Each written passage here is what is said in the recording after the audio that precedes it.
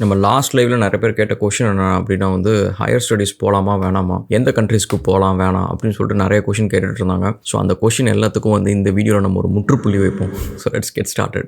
Welcome to ஆஸ்ட்ரகுலன். Thank you for all the love and support. வீடியோஸ்லாம் பிடிச்சிருந்துச்சு அப்படின்னா சப்ஸ்கிரைப் பண்ணுங்கள், ஃப்ரெண்ட்ஸ்லாம் ஷேர் பண்ணுங்கள். அண்ட் கைஸ், எக்ஸ்பீரியன்ஸ் அகாடமியோட இன்ஜினியரிங் பண்டில் ரிலீஸ் ஆக போகுது. ஸோ அதை செக் பண்ணுங்கள். அடுத்தது project management bundle Microsoft project monday.com ready ஆகிட்டு இருக்கு. ஸோ அதுவும் அடுத்தது வரப்போகுது. ஸ்கில்ஸ் அப்கிரேட் பண்ணுங்கள் கைஸ்.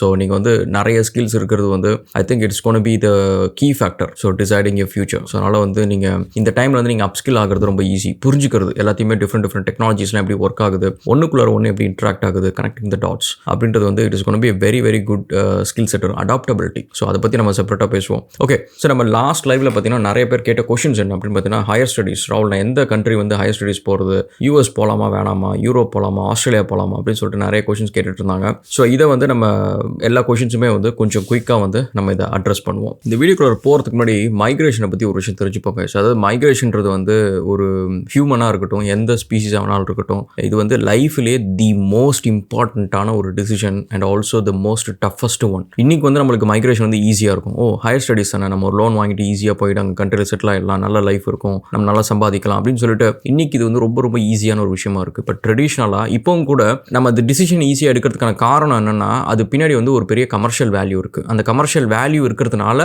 இன்னைக்கு உங்களால் அந்த டிசிஷன் எடுத்து அதை செயல்படுத்துறது ரொம்ப ஈஸியாக இருக்குது. அது ஒரு லோன் கொடுக்கறதுக்கு ரெடியாக இருக்கிறாங்க. அதேமாதிரி ஒரு யூனிவர்சிட்டி உங்களுக்கு எல்லா சப்போர்ட்டும் பண்ணுறாங்க. And also migration officers, consultants, lawyers இவங்க எல்லாருமே உங்களோட டிரான்சிஷன் ரொம்ப ஈஸியாக்கி கொடுத்துட்றாங்க. இங்கே வந்ததுக்கப்புறமும் பார்த்தீங்கன்னா இதை நம்பியும் கமர்ஷியலாக இருக்காங்க. அப்பார்ட்மெண்ட்டுக்கு லீஸ் விடுறதுலேருந்து ஸ்டூடெண்ட்ஸுக்கு அந்த சர்வீஸ் இந்த சர்வீஸ் பண்ணுறதுலேருந்து ஐடிபி இந்த மாதிரி நிறைய பேர் இருக்கிறாங்க. ஸோ இப்போ இவங்க எல்லாருமே இந்த கமர்ஷியல் ஆஸ்பெக்ட்ஸை நம்பி இருக்கிறதுனால இன்னைக்கு இந்த migration has become very easy. But ட்ரெடிஷ்னலாக நீங்கள் கவனிச்சு பாருங்களேன், ஒரு 10,000-20,000 வருஷத்துக்கு முன்னாடி ஒரு மனுஷன் ஒரு இடத்துல இன்னொரு இடத்துக்கு எதுக்கு போகணும் அப்படின்னு முடிவு பண்ணா அப்படின்னு பார்த்தீங்கன்னா, நாட்டு ஜஸ்ட் சும்மா அந்த இடம் நல்லா இருக்கே நம்ம போய் சுற்றி பார்த்துட்டு வருவோம் அப்படின்றதுலாம் கிடையாது. அது கிட்டத்தட்ட ஒரு வாழ்வா சாவான்ற ஒரு டிசிஷன். அவன் இந்த இடத்துல இருக்கிறதுக்கு, இந்த இடத்துல இன்னொருத்துக்கு போகிறதுக்கான காரணம் இங்கே அவன் நிறைய பேர் ஏதோ ஒரு ரீசனால வாரோ, ஒரு ட்ரைபல் வார்ஃபேரோ, ஏதோ ஒரு விஷயம் அவனை கொண்டுட்டு இருக்குது, நோயோ, அவன் ஃபேமிலி இருக்கிறவங்களாம் சாகிறத, கொத்தா சாகிறத அவன் பார்க்குறான். இதுலேருந்து தப்பிச்சு போகணும், என் உயிர் எனக்கு வேணும் அப்படின்ற ஒரு முக்கியமான ஒரு டிசிஷன் எடுக்கிறதுக்காக தான் அந்த மைக்ரேஷன் அப்படின்ற ஒரு ஃபைனல் ரிசார்ட் அதுக்கு போகிறான்.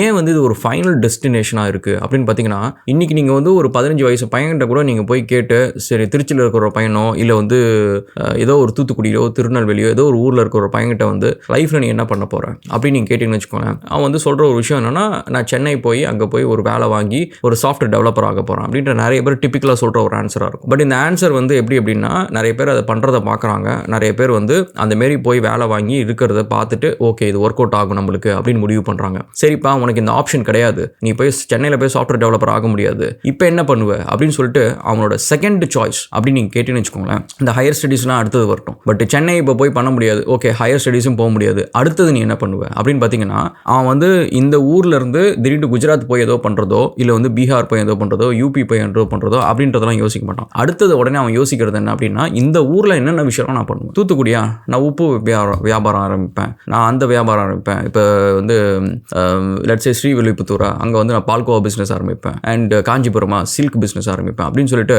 அந்த ஊரில் அவன் கண்ணு முன்னாடி என்னென்ன விஷயம்லாம் செஞ்சு மக்கள் பொழப்ப நடத்தினாங்களோ அந்த விஷயம் எல்லாம் அவன் சொல்ல ஆரம்பிப்பான். ஸோ அப்போ நீங்கள் கவனிச்சு பார்த்தீங்கன்னா, அவன் இத்தனை வருஷம் இந்த ஊரில் வாழ்ந்ததில் இந்த ஊரில் எப்படி சர்வை பண்ணுறது, இந்த ஊர் மக்கள்கிட்ட எப்படி பேசுறது, இந்த ஊரில் எந்த பொருள் எங்கே கிடைக்கும் எங்கே கிடைக்காது, எங்கே மேனுஃபேக்சர் பண்ணுவாங்க, எதை வாங்கிட்டு எப்படி விற்கணும், இந்த மக்கள்கிட்ட எப்படி பேசினா விற்க முடியும் அப்படின்னு சொல்லிட்டு இது எல்லாமே 15 வருஷம் சப்கான்ஷியஸாக அவன் லேர்ன் பண்ணிட்டு இருக்கான். அவன் மாமா, அப்பா, பக்கத்து வீட்டுக்காரங்க, எதிர்த்து வீட்டுக்காரங்க, சொந்தக்காரங்க, ஃப்ரெண்ட்ஸோட அப்பா எல்லாருமே இதை பண்ணி இதெல்லாம் பேச்சு வழக்கில் அவன் அதெல்லாம் தெரிஞ்சுப்பான். அவங்க ஃப்ரெண்டோட வீட்டுக்கு போக அவங்க அப்பா சொல்லுவார், இந்தமாரி இந்த ஒரு விஷயம் பண்ணி ஒரு பிரச்சனையாக போச்சுப்பா, ஸோ அதனால் நீ உங்கள் அப்பாட்ட சூதாரமாக இருக்க சொல்லு அப்படின்னு சொல்லிட்டு ஏதோ ஒரு விஷயம் சொல்கிறதில்ல அவனு கற்றுப்பான். அவன் நாளைக்கு அவன் தொழில் பண்ணுறப்ப அந்த விஷயத்தை அவன் யூஸ் பண்ணுவான். ஸோ அப்படி என்னன்னா, இந்த ஒரு ஏரியாவில் ஒரு சிட்டியில் நம்ம இருக்கிறோம் அப்படின்னா, அந்த சிட்டியில் நம்ம வேற எந்த உலகத்தில் எந்த ஊர் இல்லைனாலும் இந்த ஊரில் நம்ம சர்வே பண்ணுறது இருக்கிறதுல ஈஸியஸ்ட். அந்த ஊருக்கு புதுசாக வரவங்கள விட அந்த ஊரில் இருக்க ஒரு 15 வயசு பையனுக்கு அது ஒரு ஈஸியான ஒரு விஷயம். ஸோ அப்போ இட்ஸ் a ஸ்கில் செட். நம்ம அந்த இடத்துல சர்வே பண்ணுறது ஸ்கில் செட். இதை விட்டுட்டு இன்னொரு இடத்துல போய் அந்த ஸ்கில் செட்டே நம்மளுக்கு கிடையாது. ஆஸ்திரேலியா எப்படி சர்வே பண்ணணும் 2008 எனக்கு தெரியவே தெரியாது. அங்கே எனக்கு நான் இந்தியாவில் 2004 3 ஐடி பிஸ்னஸ் அதை பண்ண இதை பண்ண அப்படின்றதெல்லாம் எனக்கு ரொம்ப சர்வசாதாரணமாக ஒரு ஹாபி மாரி நான் பண்ணிட்டு காசு சம்பாதிச்சு. பட் எனக்கு 2008 வரப்போ நீங்கள் பார்த்தீங்கன்னா it took a time. So எனக்கு அந்த டைம் எடுத்துக்கிட்டு தான் நான் ஒரு ஸ்டெப்பு அந்த குழந்தை ஸ்டெப் எடுத்து வைக்கிற மாதிரி தான் எனக்கு மாத கணக்காச்சு அண்ட் வருஷ கணக்காச்சு. நான் நல்லா நல்லா சம்பாதிக்கிறதுக்கு. நான் ஈஸியாக சம்பாதிக்கிறதுக்கு, குயிக்காக சம்பாதிக்கிறதுக்கு வேணால் ஒரு மாதக்கணக்காக இருக்கலாம். பட் அது வந்து எனக்கு சென்னையில் வந்து இட்ஸ் நாட் தட் ஹார்ட். நான் சென்னையில் வந்து நான் நினச்சி அடுத்த வாரம் அப்படின்னு சொல்லிட்டு ஈஸியாக நான் வந்து சம்பாதிக்கிறதுக்கான ஆப்ஷன் எனக்கு இருந்துச்சு. எனக்கு அந்த ஊரை பற்றி தெரியும், எனக்கு இந்த ஊரை பற்றி தெரியாது. அப்போ இது ஒரு மேஜரான ஒரு டிசிஷன். ஸோ இந்த மேஜரான டிசிஷன் எடுக்கிறதுக்கு முன்னாடி வந்து நம்ம முன்னாடி வேணால் வந்து படத்தில் வந்து அழகழகாக காமிச்சிருப்பாங்க, நம்ம அதை பார்த்துட்டு வந்திருப்போம், ஏதோ ஒர்க் அவுட் ஆகிருக்கும். பட் இப்போ வந்து அப்படி கிடையாது. இப்போ என்னென்ன விஷயம்லாம் நம்ம பார்க்கணும் அப்படின்னு சொல்லிட்டு பார்ப்போம். First and foremost thing is 2008 வந்து எனக்கு லோன் வந்து $24,000 சம்திங். ஸோ அது வந்து நம்ம ஊர் காசுக்கு வந்து லெட்ஸ் சே ஒரு 10 லட்சமோ 8 லட்சமோ இருந்துச்சு. அதனால அது ரொம்ப அஃபோர்டபுளாக இருந்துச்சு. ஒரு மிடில் கிளாஸால் அதை அஃபோர்ட் பண்ண முடியும். லோன் வாங்கிட்டு நம்ம அந்த லோனை திரும்ப கட்டிக்கலாம் அப்படின்றது. பட் இன்னைக்கு நீங்கள் பார்த்தீங்கன்னா வந்து அதே யூனிவர்சிட்டியில் கிட்டத்தட்ட $80,000 வரைக்கும் வந்து டியூஷன் ஃபீ வைக்கிறாங்க. நம்ம ஊர் காசுக்கு வந்து க்ளோஸ் டு அரௌண்ட் ஒரு 40 lakhs கிட்டக்க, 40 to 50 lakhs கிட்டக்க. ஸோ அந்த அமௌண்ட் வந்து நம்ம வாங்கிட்டு திரும்ப ஒருவேளை இந்தியாவுக்கு போனோம்னா அந்த அமௌண்ட்டை கட்டுறதுக்கு நம்ம வாழ்க்கையே போயிடும். ஸோ ஏன்னா கிட்டத்தட்ட ஒரு ஹோம் லோன் அமௌண்ட் அது. ஸோ அதனால் ஃபஸ்ட்டு அந்த விஷயத்தை நீங்கள் வந்து ஃபஸ்ட்டு கால்குலேட் பண்ணுங்கள். அதாவது நல்ல யூனிவர்சிட்டி, இந்த யூனிவர்சிட்டியில் படித்தா எனக்கு லைஃப் அப்படின்ற மாதிரி நம்ம ஊர் மாரி இங்கே கிடையாது. இந்த ஊர் வெள்ளைக்காரங்க வந்து இங்கே நீங்கள் சேர்ற எந்த ஒரு யூனிவர்சிட்டியிலுமே மெஜாரிட்டி அவங்க இருக்க மாட்டாங்க. அது நல்லா ஞாபகம் வச்சுக்கோங்க, அவங்க மைனாரிட்டி தான் இருப்பாங்க. அண்ட் அதனால் அவங்க வந்து இந்த கோர்ஸ்லாம் படிச்சுக்கிட்டு தான் இங்கே வந்து வேலைக்கு வந்தாங்களா அப்படின்னு கேட்டிங்கன்னா கிடையாது. நீங்கள் எந்த கம்பெனியில் போய் எந்த கோர்ஸ் படிச்சுட்டு போனாலும் உங்களோட மேனேஜர் வெள்ளைக்காரராக தான் இருப்பாங்க. உங்களுக்கு இந்தியன் மேனேஜர் இருந்தாலும் அவரோட மேனேஜர் வெள்ளைக்காரராக தான் இருப்பாங்க. அவங்க என்ன படிச்சிருப்பாங்க அப்படின்னு பார்த்தீங்கன்னா ஏதோ ஒரு டிப்ளமோவோ ஏதோ ஒரு வொகேஷனல் கோர்ஸோ அதுதான் படிச்சிருப்பாங்களே தவிர முக்கால்வாசி பேச்சுலர்ஸே படிச்சிருக்க மாட்டாங்க. ரொம்ப ரொம்ப ரேர். இன்ஜினியரிங் ஃபீல்டில் வேணால் நீங்கள் வெள்ளைக்காரங்க வந்து பேச்சுலர்ஸ் படிக்கிறது பார்ப்பீங்க, அதுவும் மாஸ்டர்ஸ் கண்டிப்பாக பார்க்க மாட்டீங்க. ஸோ அப்போ வந்து இந்த ஊரில் இருக்கிற யூனிவர்சிட்டிஸ் எதுக்கு அப்படின்னு பார்த்தீங்கன்னா it's a business to make money from international students. இதை நீங்கள் வந்து தெளிவாக வச்சுக்கோங்க. It's a business to make money from international students. உங்ககிட்ட காசு சம்பாதிக்கிறதுக்காக அவங்க இங்கே கடை ஓப்பன் பண்ணி வச்சிருக்காங்க. ஏன்னா அவங்களுக்கு நல்லா தெரியும், சைனாவும் சரி இந்தியாவும் சரி அந்த ஊரில் இருக்கிற மக்கள் வந்து கண்மூடித்தனமாக பசங்களுக்கு ஒரு நல்ல லைஃப் கொடுக்கணும், நல்ல காலேஜில் படிக்கணும், அதுக்காக வீடை விற்று அதை விற்று இதை விற்று அனுப்புறதுக்கு ரெடியாக இருப்பாங்க. நம்ம இப்போ இங்கே ஒரு கடையை ஓப்பன் பண்ணோம்னா நல்லா சம்பாதிக்கலாம் அப்படின்னு சொல்லிட்டு. ஸோ அதுக்காக மேல் படிக்கிறது தப்பாக இருப்பா, அதெல்லாம் தூக்கி வைங்க. ஏன் அப்படின்னா இங்கே நீங்கள் வந்து அன்னைக்கு கூட வந்து இந்த லைவ்ல நிறைய பேர் சொன்னது வந்து நல்ல எஜுகேஷன் எனக்கு வேணும், அதுக்காக நான் வந்து ஓவர்சீஸ் போகிறேன். அதுக்குன்னா நீங்கள் ஓவர்சீஸ் போகக்கூடாது. நீங்கள் அதுக்கு வந்து இந்தியாவிலே இருக்கிற நல்ல எஜுகேஷன் இருக்கிற இன்ஸ்டியூஷன் பார்க்கணும், இல்லை யூடியூப்பை பார்க்கணும். இது ரெண்டுத்துலையுமே தான் வந்து உங்களுக்கு பெஸ்ட்டான எஜுகேஷன் கிடைக்கும். அண்ட் இந்தியாவில் வந்து இந்த மோட் ஆஃப் எஜுகேஷன் வேணால் தப்பாக இருக்கலாம், பட் த கான்செப்ட் ஆஃப் நீங்கள் படிக்கணும்னு நினச்சி நீங்கள் 7 நாள் நீங்கள் படிக்க முடியும். இந்தியாவில் நீங்கள் ஒரு காலேஜில் போய் உட்காந்து சீரியஸாக நீங்கள் 7 நாள் படிக்க முடியும். இந்த ஊரில் வந்து நீங்கள் படிக்கணும்னு நினச்சி 7 நாளில் 5 நாள் நீங்கள் வந்து யூனிவர்சிட்டியில் உட்காந்து படிக்க முடியாது. ஒரு ஃபுல் டே கூட படிக்க முடியாது. ஏன் அப்படின்னா ஒரு நாளைக்கு 3 மணி நேரம் 4 மணி நேரம் தான் கிளாஸ் நடக்கும். ஒரு வாரத்துக்கு 3 நாள் தான் நடக்கும். மிச்ச நாள் ஃபுல்லாக வந்து உங்களுக்கு எதுவுமே கிளாஸ் இருக்காது. நீங்கள் வந்தாலுமே பார்ட்டிசிபேட்டே பண்ண முடியாது. அந்த கிளாஸ் லெக்சர் ஹால்ஸ் எல்லாமே வந்து வேற ஒரு லெக்சரர் வந்து வேற ஒரு பேட்சுக்கு எடுத்துகிட்டு இருப்பார்.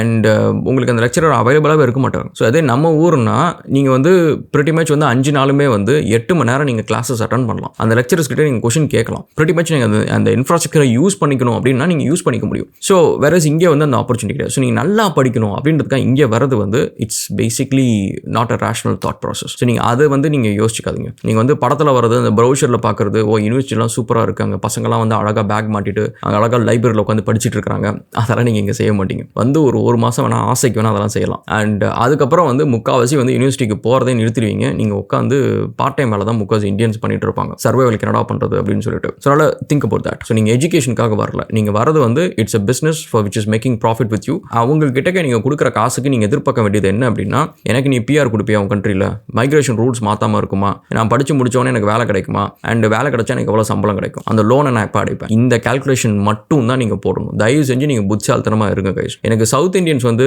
படிப்பு மேலே வந்து படித்து முன்னேறணும், ஒயிட் கலர் ஜாபுக்கு போகணும், இதெல்லாம் ஓகே. பட் இதெல்லாம் வந்து ஒரு பேசிக் சராசரி மனுஷன். நீங்கள் வந்து ஒரு கடைக்கு போனால் காசை வாங்கிட்டு உங்களுக்கு யாராவது தோசை கொடுக்காம இருந்தால் நீங்கள் அப்படியே விட்டுட்டு வந்துடுவீங்களா? காசை வாங்கிட்டு உங்களுக்கு ஐஸ்கிரீமோ மருந்தோ வேறு ஏதோ சாக்லேட்டோ கொடுக்காம இருந்தால் நீங்கள் அந்த பொருள் வாங்க போகிறீங்க, காசை வாங்கிட்டு ஒருத்தன் கொடுக்காம இருந்தால் நீங்கள் விட்டுருவீங்களா? ஸோ அப்படி இருக்கிறப்ப படிப்புன்னு வரப்போ மட்டும் நீங்கள் ஏன் வந்து கொஞ்சம் யோசிக்காமல் நீங்கள் வந்து பேசுகிறீங்க, யோசிக்காமல் இருக்கிறீங்க? ஸோ இந்த விஷயத்தில் நீங்கள் கேள்வி கேட்கணும். ஏன்னா அவன் வந்து லாபத்துக்கு இல்லாமல் அந்த பிஸ்னஸ் பண்ணல, அவன் வந்து சர்வீஸ் பண்ணல. ஸோ அப்படி இருக்கிறப்ப நீங்கள் என்னமோ வந்து அங்கே போயிட்டு படித்து அங்கே படிக்கிறதுக்கு சொல்லிக் கொடுக்குறதுக்கு எல்லாருமே வந்து குருக்கள், அவங்க வந்து படிப்பு தவிர எதுவுமே யோசிக்கலாம் அப்படின்ற மாதிரி நீங்கள் எதுக்கு யோசிக்கிறீங்க? ஸோ அந்த யூனிவர்சிட்டியில் யாராக இருக்கட்டும், ஐடிபியாக இருக்கட்டும், யாராக வேணாலும் இருக்கட்டும், காசு கொடுத்து நீங்கள் போகிறீங்க. நான் 40 லட்ச ரூபா செலவு பண்ணி போகிறேன், எனக்கு அந்த கண்ட்ரியில் பிஆர் கிடைக்குமா? கிடைக்கலன்னா போகாதீங்க. ஏன்னா உங்களை லூர் பண்ணுறதா அவன் அதை வச்சு தான் லூர் பண்ணுறான். இங்கே வா, உனக்கு பாரு எவ்வளோ சூப்பரான ஒரு யூனிவர்சிட்டி இருக்குது, இங்கே வா உனக்கு இந்த மாதிரி ஒரு லைஃப் இருக்குது, இங்கே செட்டில் ஆகலாம் இப்படின்ற ஒரு விஷயத்தை வச்சு தான் லூர் பண்ணுறான். அவன் பர்பஸாக அந்த பிஸ்னஸ் மாடல் வச்சிருக்கான். அவன் ஐஎல்ஸ் எக்ஸாம் நீங்கள் கவனிச்சு பாருங்க, நீங்கள் வந்து யூனிவர்சிட்டிக்கு வந்து ஆஸ்திரேலியாக்குள்ள வரத்துக்கு முன்னாடி நீங்கள் எழுதுவீங்க, திரும்ப அது எப்போ எக்ஸ்பயர் ஆகும் தெரியுமா? கரெக்டாக 1.5 வருஷத்துக்கு முன்னாடி எக்ஸ்பயர் ஆகும். ஏன் அப்படின்னா நீங்கள் பண்ணுற முக்காவாசி மாஸ்டர் கோர்ஸ் வந்து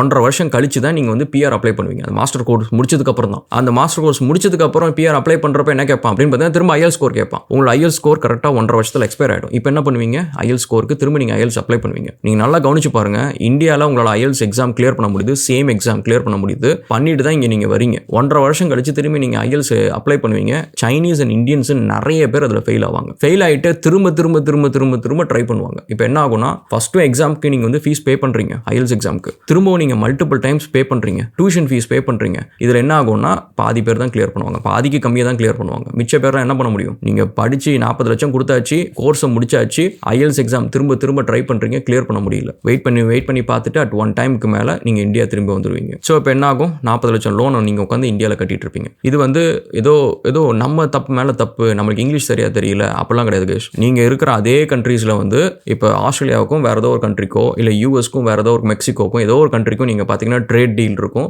அங்கேருந்து படிக்காதவங்க வந்து இங்கே வந்து வேலை செஞ்சுட்டு இருப்பாங்க. அவங்களுக்கு வந்து இங்கிலீஷ் வந்து எத்தனை வருஷம் இருந்தாலும் இங்கே பேச வராது. அவங்க எந்த ஒரு IELTS எக்ஸாமும் எழுதி இல்லை. நீங்கள் வந்து மாஸ்டர்ஸ் பண்ணியிருக்கிறீங்க, பேச்சுலர்ஸ் பண்ணியிருக்கிறீங்க, நீங்கள் ஒரு ப்ரொஃபஷனல் கோர்ஸ் முடிச்சுட்டு எக்ஸ்பீரியன்ஸோடு இங்கே இருக்கிறீங்க. உங்களுக்கு வந்து அவன் எலிஜிபிலிட்டி இல்லை, ஏன்னா நீ இங்கிலீஷ் சரியாக பேசணும்னு சொல்கிறான். அவனை விட நீங்கள் வந்து கிட்டத்தட்ட 1000 மடங்கு அதிகமாக பேசுவீங்க. ஏன்னா அவனுக்கு இங்கிலீஷே பேச தெரியாது, இங்கிலீஷில் ஒரு பேசிக் கிராமர் கூட தெரியாது, இங்கே வா கம்மு கோன் கூட ஒரு பேசிக்கான ஒரு வேர்ட்ஸ் கூட தெரியாது. அவனா இங்கே இருப்பான், நீங்கள் இருக்க முடியாது. ஏன்னா நீங்கள் IELTS எக்ஸாம் ஃபெயில் ஆகிட்டீங்க. நீங்கள் யோசிச்சு பாருங்கள், இந்தியாவில் கிளியர் பண்ணுற எக்ஸாமு இங்கே வந்து நீங்கள் 1.5 வருஷம் நீங்கள் வந்து வெள்ளக்காரன் கூட வந்து அவனோட லெக்சர் கேட்குறீங்க, டெய்லி பேசிஸில் வெள்ளக்காரன் கூட இன்ட்ராக்ட் பண்ணுறீங்க. அவனோட லாங்குவேஜ் லிஸ்னிங் உங்களுக்கு இம்ப்ரூவ் ஆயிருக்கும், ஸ்பீக்கிங் உங்களுக்கு இம்ப்ரூவ் ஆயிருக்கும், ரீடிங் அண்ட் ரைட்டிங் இம்ப்ரூவ் ஆயிருக்கும். இதெல்லாம் இம்ப்ரூவ் ஆனதுக்கப்புறம் நீங்கள் ஃபெயில் ஆகுறீங்க அப்படின்றது எப்படி?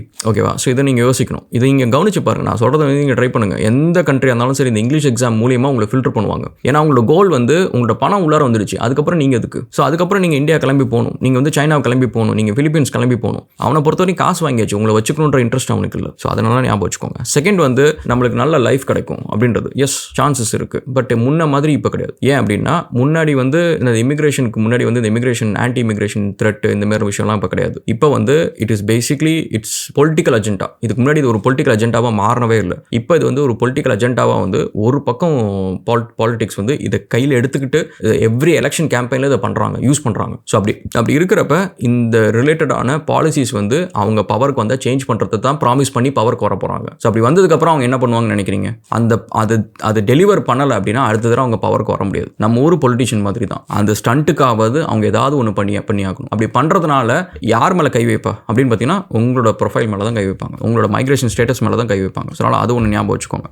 அண்ட் நெக்ஸ்ட் வந்து இங்கே படித்து முடிச்சோன்னா நம்மளுக்கு வேலை கிடச்சிரும் அப்படின்றது வந்து it is a myth. So நம்ம ஊரில் எப்படி நீங்கள் படித்து முடித்தோடனே ஒரு கம்பெனியில் போனால் 25,000 எனக்கு ஒரு 3 வருஷம் பாண்டு அப்படின்னு சொல்லிட்டு அவங்களோட லாபத்துக்காக அவங்களை ரெக்ரூட் பண்ணுறாங்களோ, அதே மாதிரி தான் இங்கேயும் நடக்கும். நீங்கள் என்ன தான் பிஜி பண்ணிடுங்க, எவ்வளோ தான் எக்ஸ்பீரியன்ஸ் வச்சுருங்க, எவ்வளோ தான் மாஸ்டர்ஸ் பண்ணிடுங்க, ஃபஸ்ட்டு ஒரு வேலைக்கு நான் ஆஸ்திரேலியா போகிறப்ப 60,000 70,000 இந்த ஸ்டேஞ்சில் சேலரியில் தான் எடுப்பாங்க. இதை நீங்கள் யோசிக்கலாம், ஓ அப்போனா ஒரு வருஷத்துக்கு வந்து 30 லட்ச ரூபா வருது இல்லை, சூப்பர் தானே அப்படின்ட்டு. ஆனால் உங்களுக்கு எங்கே இருக்கிற எக்ஸ்பென்ஸ் அந்த அளவுக்கு. இங்கே வந்து நீங்கள் சிட்னி வந்து one of the highest expensive cities, biggest. So அப்படி இருக்கிறப்ப நீங்கள் சிட்னி, மெல்பர்ன், அட்லைடு, பெர்த் இதெல்லாம் நீங்கள் வந்து எக்ஸ்பென்ஸ் கம்மியாக இருந்துச்சுன்னா ஆப்பர்ச்சுனிட்டிஸ் கம்மியாக இருக்கும், எக்ஸ்பென்ஸ் அதிகமாக இருந்துச்சுன்னா ஆப்பர்ச்சுனிட்டிஸ் இருக்கும். சிட்னி அண்ட் மெல்பர்ன் தான் நம்பர் 1, அதை தாண்டி தான் அதுக்கப்புறம் பிரிஸ்பன், அட்லைடு அந்த மாதிரி சிட்டிஸ் எல்லாமே. ஸோ அப்படி இருக்கிறப்ப ஆப்பர்ச்சுனிட்டிஸை பேஸ் பண்ணி தான் proportion to the expenses. So அதனால் அந்த 60,000 வச்சுட்டு சர்வை பண்ணுறது அப்படின்றது ரொம்ப கஷ்டம். நீங்கள் ஷேர் பண்ணி தான் இருக்கணும், ஃபேமிலி பில்ட் பண்ண முடியாது. ஸோ அப்போ ஃபேமிலி பில்ட் பண்ணணும்னா அடுத்த ஜாபுக்கு போய் ஆகணும், எக்ஸ்பீரியன்ஸ் கெயின் பண்ணி ஆகணும். So you think about it. And இதை தாண்டி வந்து இப்போ நீங்கள் ஒரு வீடு வாங்கணும் அப்படின்னு வச்சுக்கோங்கன்னா, நீங்கள் எந்த சிட்டிக்கு வந்து நீங்கள் வந்து படிக்க போகிறீங்களோ கிட்டத்தட்ட அந்த சிட்டியில் தான் நீங்கள் வந்து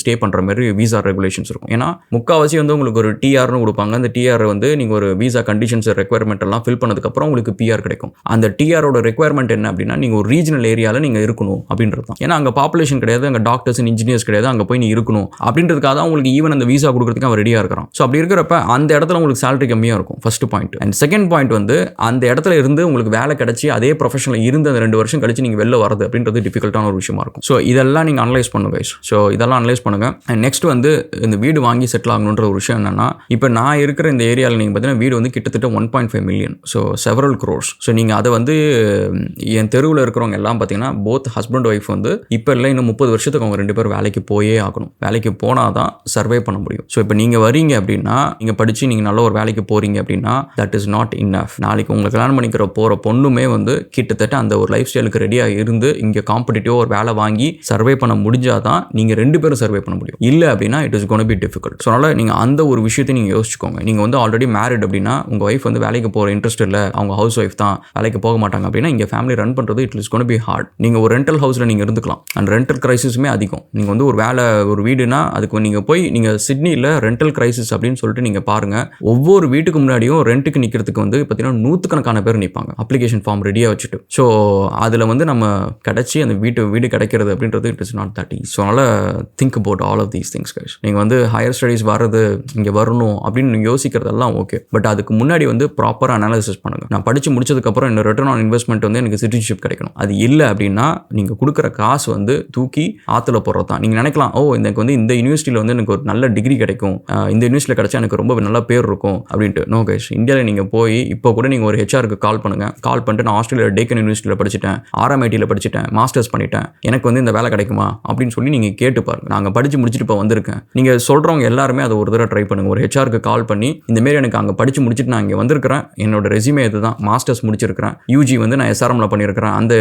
சவிதாவில் படிச்சிருக்கேன், அதை பண்ணியிருக்கேன், எனக்கு வந்து வேலை கிடைக்குமான்னு கேளுங்க. எவ்வளோ சம்பளம் அப்படின்றத கேளுங்க. ஏன்னா அந்த டிகிரிக்கு பெருசாக வேல்யூ கிடையாது. ஏன்னா அந்த டிகிரியை படிச்சதுனால உங்களுக்கு பெருசாக நாலேஜ் இம்ப்ரூவ் ஆயிடுச்சு அப்படின்றதும் கிடையாது. ஸோ அந்த டிகிரி எதுக்குன்னா அந்த பிராண்ட் நேமில் படிக்கிறதுக்காக நிறைய பேர் வருவாங்க. ஸோ அதுக்காக காசு வந்து இந்த அமௌண்ட்டுக்கு விற்க முடியும் நம்ம டியூஷன் ஃபீஸ் இப்படின்ற ஒரு கால்குலேஷன் தான். இப்போ நீங்கள் கவனிச்சிங்கன்னா ஆஸ்திரேலியா மாதிரி US நிறைய கண்ட்ரீஸில் வந்து இந்த இமிகிரேஷன் ப்ரொடெஸ்ட்லாம் வந்ததுக்கப்புறம் சைலண்டாக அந்த யூனிவர்சிட்டிஸ்லாம் என்ன பண்ணுறாங்கன்னா அதை கொண்டு வந்து இந்தியாவில் ஆரம்பிக்கிறாங்க. இப்போ சென்னையில் அந்த மாதிரி யூனிவர்சிட்டிஸ் இருக்குது, டேக்கன் யூனிவர்சிட்டிஸ், சில யூனிவர்சிட்டிஸ்லாம் இருக்குது. அவங்க எதுக்கு அதை பண்ணுறாங்கன்னா, ஒருவேளை நீங்கள் நாளைக்கு அங்கே போய் படிக்க முடியாது அப்படின்னா அந்த பிராண்ட் நேமுக்காக உங்கள் பேரண்ட்ஸ் வந்து அவங்க வீட்டை அடமானம் வச்சு உங்களை இங்கே கொண்டு வந்து சேர்ப்பாங்க. ஃபீஸ் அப்பவும் அதிகமாக தான் இருக்கும். நீங்கள் அந்த ஒரு ஃபேன்சியான ஒரு சர்டிஃபிகேட்டுக்காக இந்தியாவில் போய் ஜாயின் பண்ணுவீங்க. மற்றபடி எஜுகேஷன் குவாலிட்டி என்னவாக இருக்கும் அப்படின்னு பார்த்தீங்கன்னா நம்ம ஊர் யூனிவர்சிட்டியோட கொஞ்சம் கம்மியாக தான் இருக்கும். ஏன்னா ரொம்ப லைட் வெயிட்டாக இருக்கும். ஸோ அதனால் think about it guys. So இதெல்லாமே வந்து it's a pretty big business. IELTS எக்ஸாம்லேருந்து டோஃபல்லேருந்து இதெல்லாமே வந்து business. People make money out of it. And இங்கே வந்து நீங்கள் பார்த்தீங்கன்னா ஆஸ்திரேலியாவுக்கு வந்து கோடிக்கணக்கான பேர் வந்து வீசா அப்ளை பண்ணுவாங்க. பிஸ்னஸ் வீசாவாக இருக்கட்டும், ஒர்க் வீசாவாக இருக்கட்டும், இதெல்லாம் அப்ளை பண்ணுவாங்க. அதில் எத்தனை பேருக்கு கிடைக்கும் அப்படின்ற கால்குலேஷன் நீங்களே போய் ஆன்லைனில் செக் பண்ணி பாருங்கள். ஒவ்வொரு விசா அப்ளிகேஷனுக்கான காஸ்ட் என்னன்னு பாருங்கள். அது ரீஃபண்ட் பண்ண மாட்டாங்க.